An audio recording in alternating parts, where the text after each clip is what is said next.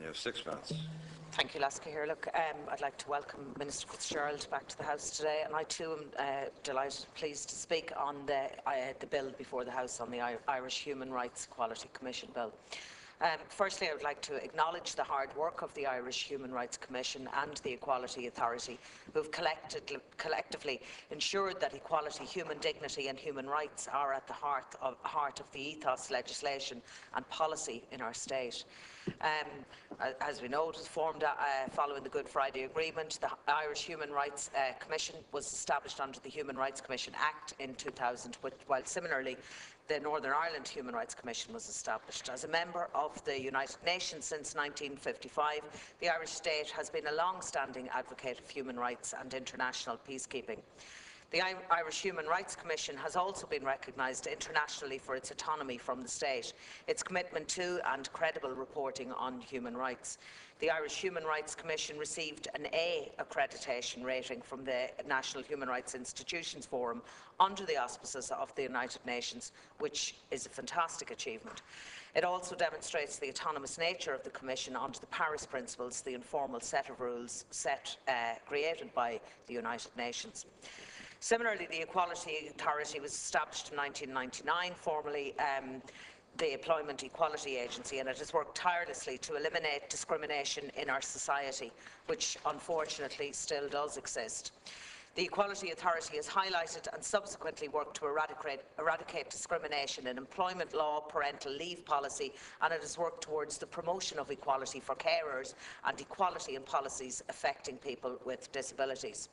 With the enactment of this bill, which proposes to merge the Irish Human Rights Commission and the Equality Authority, we as a nation will continue to ensure the safeguarding of human rights and equality, but in a more efficient, cost-effective and coherent way.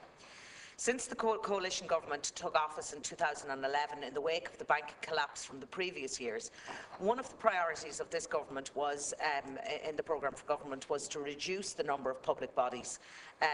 This merge of public bodies is not only potentially saving taxpayers money by €500,000, but it would also ensure greater efficiency in the operation of the bodies, since both public bodies have an overlap in mandates, especially in terms of discrimination legislation and policy.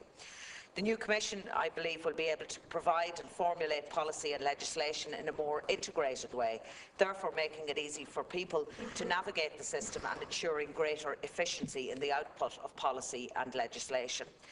It also outlines the enforcement powers of the Commission in Part 3 and provides for the dissolution of the Irish Human Rights Commission.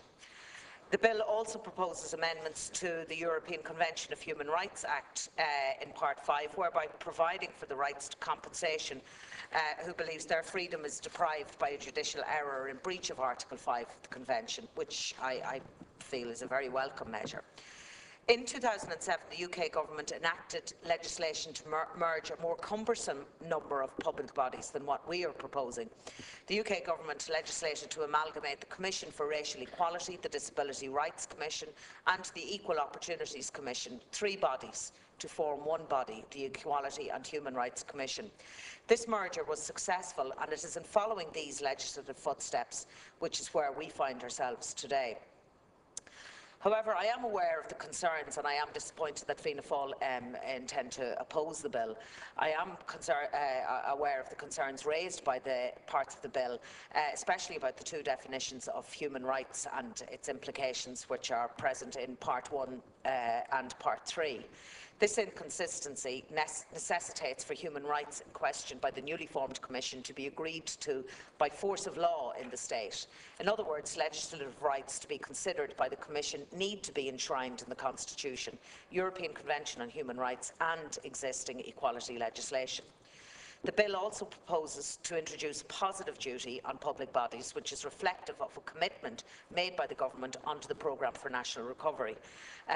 This positive duty enforces the Commission to provide guidelines and codes of practice to public bodies, which is a progressive measure.